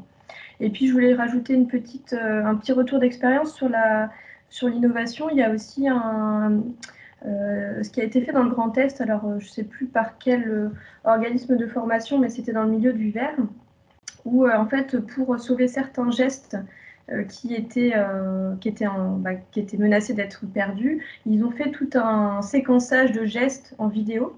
Et donc, ils ont fait une base de données de ces gestes vraiment détail par détail, et on a cette base de données qui existe. Ça a été fait sur le verre, mais pourquoi pas à dupliquer sur d'autres métiers. Et puis, je pense que l'innovation, on en a parlé aussi, ça vient du modèle de système de formation qui ne permet pas aujourd'hui complètement de pallier des manques de formation et la difficulté qu'ont les artisans d'art qui sont souvent seuls dans leur atelier, de prendre du temps pour pouvoir former, et c'est un coût. Et rappeler que souvent, économiquement, c'est quand même des entreprises qui sont assez fragiles et qui ne peuvent pas toujours se permettre d'embaucher un apprenti ou un élève. Donc, je pense que l'innovation vient de là aussi, de comment on fait évoluer ce modèle de formation et de financement. Bien sûr. Madame Villers, Madame Sèvres, vous souhaitez revenir sur ces sujets-là. C'est vrai que vous avez proposé une piste qui est assez intéressante, je pense, des pistes de réflexion, mais est-ce que vous avez une expérience à partager J'étais allée effectivement directement un peu vers les pistes de réflexion tout à l'heure dans mon intervention. Donc, je serais ravie de pouvoir me rapprocher des OPCO là, qui éventuellement vous ont fait part de leur souhait de collaboration et de réflexion au-delà d'un appel uniquement financier, même si c'est vrai que c'est aussi leur métier et que c'est aussi ça qu'on attend d'eux. Mais je pense qu'il y a un vrai travail. Je pense que la question, comme vous le disiez, comme les chefs d'entreprise ont pu le dire, ou Madame Baptistolo ou Marie Levert ont pu le dire, c'est des métiers où les gens sont assez seuls. Et je pense qu'il y a besoin vraiment du collectif pour soutenir ce type de démarche et de réflexion collective, et de porter cette question de la transmission ensemble. Alors, ensemble, ça veut dire des organismes de formation, des entreprises, et puis effectivement les OPCO qui sont aujourd'hui le principal financeur et le principal allié des entreprises dans la gestion des compétences. et que ces entreprises-là, les entreprises n'ont pas forcément le temps. On parlait de temps, alors vous le voyez sous l'angle du temps production. Mais voilà, je pense qu'ensemble, on a possibilité de réfléchir pour que ce temps-là puisse être dédié à des organismes dont c'est le métier finalement. Et en termes d'OPCO, moi j'ai une question que je me suis posée effectivement en les écoutant discuter. Finalement, les métiers d'art, c'est aussi beaucoup de métiers. Est-ce qu'il y a des OPCO, comment fait-on pour l'identification des OPCO qui sont concernés par les métiers? Parce que j'imagine que ce n'est pas une OPCO, mais plusieurs, et donc autant qu'il y aura finalement de projets de formation de métiers. Voilà. J'imagine que ça contribue à la difficulté du montage financier. Bien sûr, c'est bien la difficulté. Alors, je me suis basée récemment sur... j'ai relevé les entreprises qui avaient signé des contrats d'apprentissage dans le cadre de la section métiers rares au campus. Une majorité relève de l'OPCO 2I, donc qui est l'OPCO des métiers de l'industrie. Et donc, j'imagine que les métiers rares pour l'OPCO de l'industrie, enfin, on voit bien que là, on a affaire à des machines énormes, hein, le monde industriel, ça représente, je ne connais pas de chiffres, mais j'imagine qu'en pourcentage, ça doit être très, très faible par rapport aux entreprises qu'ils doivent financer. Et leur poids financier est idem. Et c'est là où, quand on commence à rentrer dans des questions un peu techniques et un peu financières, on ne sait pas trop nous répondre. Bon, c'est des dispositifs qui sont récents, qui sont nouveaux. On entend bien la difficulté des conseillers dans les OPCO pour répondre à ces questions-là. Mais oui, donc, et là, c'est un OPCO, quoi. Et effectivement, les différents métiers appartiennent à différents OPCO. Mais pour beaucoup, sont reliés à l'OPCO 2I. Donc, si, voilà, je sais, voilà, je suis un peu dans l'impasse pour avancer sur ce sujet. Effectivement, je pense que ça vaut la peine qu'on se penche sur la question, surtout que je sais que l'OPCO 2I travaille avec d'autres campus. Alors, pour le coup, les campus industriels, hein, on ne va pas se mentir non plus. Oui, voilà, oui. Voilà. Donc, chez nous, personnellement, on est sur Opcalia, nous, pour notre OPCO au niveau du bois. Et ça, on a mis avec eux en place cette formation pour les contrats de pro avec tout un référentiel planifié sur un an. Donc, c'est une chose qui fonctionne bien. Ouais. D'accord. Bon, on a déjà un petit bout de piste alors. Voilà. Et puis, pour notre Moi, filière, je voudrais juste ajouter que... Acto. On a aussi Acto dans le campus, puisqu'on a aussi l'hôtellerie-restauration. Donc... Ah oui, bah oui. Je voudrais ajouter aussi que, effectivement, on a tout intérêt à se faire connaître, et les entreprises par le grand public, et nous, organismes de formation qui, très diversifiés, hein, qui ont intérêt aussi à se faire connaître. Et je pense que autant j'insuffle toujours le fait de participer au salon, des démonstrations, etc. Ah, excusez-moi, je ne vous entends plus. C'est bon? On vous entend. Autant je pense qu'on a intérêt à commercialiser, si je puis dire, cette transmission et ce savoir-faire ensemble. C'est-à-dire comment, et avec le campus des métiers, je pense qu'il faut qu'on travaille ensemble sur communiquer et mieux communiquer sur tous ces métiers. Tout à fait. Et justement, j'en reparlerai en conclusion, mais on aura des opportunités à vous proposer en la matière, puisqu'on va notamment travailler sur une série de podcasts, dont l'une consacrée, podcast plus vidéo consacrée aux métiers rares, aux métiers d'art. Et donc, on souhaiterait solliciter nos partenaires pour témoigner et pour parler des métiers. Voilà. Est-ce que vous avez d'autres sujets à aborder, ou est-ce que je peux éventuellement tenter une petite conclusion et synthétiser les pistes qui ont pu émerger, sur lesquelles on pourrait éventuellement se recontacter dans les prochains temps pour en discuter? Voilà, si vous voulez bien, je peux passer un petit peu à la conclusion. Alors, quel dommage qu'Arnaud ne soit plus là, puisque je peux répondre un petit peu à sa pique sur les retraites. Certes, effectivement, on a pu voir que la transmission, c'était un peu donc un défi, effectivement, puisque les nombreuses cessations d'activité, c'est une réalité. Elles vont advenir dans les 10-15 prochaines années. Il y a également les difficultés de recrutement, mais il y a aussi de l'espoir, puisque ces métiers suscitent un regain d'intérêt auprès des jeunes. J'ai pu moi-même le constater d'ailleurs sur les salons récemment, même s'il y a une méconnaissance encore assez importante des métiers d'art des jeunes, certains sont très motivés. Mais aussi des moins jeunes, hein, on en a parlé. On a parlé aussi de la nécessité de s'accorder du temps pour former. Certes, la retraite, ce n'est pas pour tout de suite, mais on a pu voir qu'il fallait du temps pour former les gens. Si on considère que le dispositif maître d'art élève, c'est 3 ans, que pour former un vannier, il faut de 3 à 5 ans, et bien finalement, il y a un réel risque de disparition des savoir-faire, puisque voilà, on est quand même sur des durées qui sont relativement longues pour pouvoir former. On ne forme pas en 3 jours, ou en tout cas pas complètement. Concernant les dispositifs, certains ont déjà montré leur efficacité, maître d'art, élève, et il y en a d'autres qui, a priori, représentent des pistes d'intérêt intéressantes. Donc moi, je retiens la FEST à laquelle j'ai eu l'occasion également de m'intéresser, et je sais que c'est le cas aussi dans d'autres campus d'excellence ou campus des métiers et des qualifications. L'idée, ce serait de voir un peu comment on pourrait travailler ensemble pour solliciter les OPCO. Voilà. Ça, je pense qu'effectivement, c'est une piste qui est majeure, puisque ces derniers sont eux-mêmes en demande demande qu'on les sollicite un peu plus pour leur expertise aussi. Parmi les problèmes, moi, je pense qu'on peut identifier 2 problèmes majeurs. Alors, il y a certes le problème de financement qu'on a évoqué sur le fait que finalement, les métiers d'art, c'est tout un panel de métiers qui ne relèvent pas tous des mêmes OPCO. Mais je pense aussi, par rapport à tout ce qui a été dit, c'est qu'il y a un problème aussi de connaissance des dispositifs et de connaissance réciproque des acteurs. Et ça, c'est peut-être évident, mais je pense qu'il faut insister dessus. Finalement, les uns les autres, on se connaît déjà un peu pour certains, d'autres moins, mais en fait, il y a encore du travail à faire en ce sens.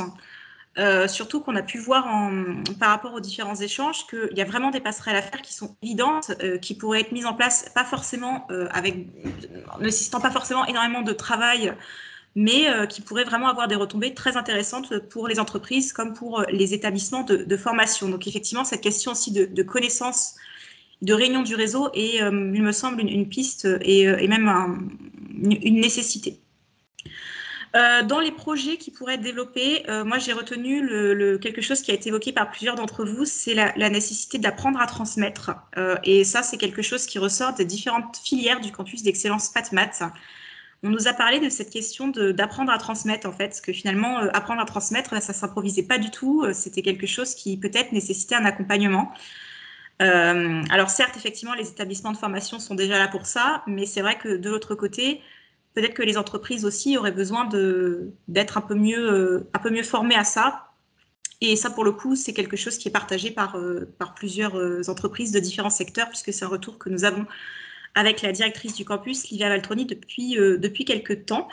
Donc ça, effectivement, c'est quelque chose sur lequel il faudrait travailler. À cela, j'ajouterais aussi apprendre à promouvoir les métiers. C'est une demande aussi qui est, je pense, c'est parallèle à apprendre à transmettre. Je me suis rendu compte sur les forums de l'orientation récemment que c'est pareil, parler de son métier, en faire la promotion, ça ne s'improvisait pas non plus, en fait, ça s'apprenait également. Et je pense que ça va de pair avec le fait d'apprendre à transmettre. Et enfin, 2 derniers éléments qui vont un petit peu ensemble, mais on en a parlé. L'innovation, clairement, est un facteur d'attractivité auprès des jeunes, ça on l'a dit, et je pense que finalement, ça n'est pas assez mis en avant. Aujourd'hui, on parle beaucoup du savoir de la main, des savoir-faire. D'accord, c'est très intéressant, ça peut intéresser les adultes en reconversion qui, eux, sont à la recherche de ça. Mais par contre, si on parle aux collégiens, est-ce que c'est vraiment le geste en particulier qu'il faut mettre en avant, ne montrer que ça? Ou est-ce qu'il ne faut pas aussi montrer que derrière, on est sur des métiers qui sont en pleine mutation, qui savent s'adapter au monde contemporain? Voilà, peut-être aussi 2 niveaux de langage et 2 manières de parler de ces métiers-là pour susciter les vocations. Et enfin, élément important, finalement, c'est le rôle du collectif. C'est-à-dire que peut-être qu'on ne se rencontre pas assez souvent, finalement. Là, je pense qu'il y a quand même des choses très intéressantes qui ont émergé sur un temps finalement assez court. Un lieu, un espace de rencontre entre entreprises et établissements de formation un lieu de partage, des lieux de partage un peu partout sur le territoire, finalement, c'est quand même quelque chose qui est aussi une demande assez récurrente, même s'il y a déjà beaucoup d'initiatives qui sont faites. Et je pense qu'on sait tous à quel point notre territoire est vraiment dynamique en la matière. Mais ces lieux-là ont l'air quand même d'être assez importants. Je tiens à préciser qu'au niveau du campus d'excellence patrimoine, métiers d'art et tourisme, alors on n'existe pas depuis très longtemps, on existe depuis décembre 2020. Notre périmètre qui est celui des patrimoines et des savoir-faire, finalement, il n'y a que 2 campus d'excellence en France qui sont sur ce périmètre-là, Versailles et nous. Mais il y a aussi d'autres campus des métiers d'art qui sont plus anciens, donc métiers d'art et design, qui fonctionnent bien, qui ont des initiatives dont on pourrait s'inspirer, donc qui ont mis en place des actions dont on pourrait s'inspirer. Et vraiment, leurs réseaux ont pu saluer aussi finalement l'intérêt que pouvaient représenter ces espaces un peu de rencontres et ces lieux d'expérimentation. Donc sachez aussi qu'on est là, que vous pouvez nous solliciter en fait pour monter des projets sur les territoires. On est là aussi pour vous accompagner. C'est ce qu'a dit Arnaud, pour chercher pour vous le bon interlocuteur, le bon outil, vous accompagner dans la recherche de financement. Enfin voilà, on est là aussi pour ça. Donc surtout n'hésitez pas à nous solliciter. C'est la mission qui nous a été confiée par nos 4 ministères de tutelle. Et c'est vraiment un peu notre mission, c'est celle d'accompagner et de faire du lien.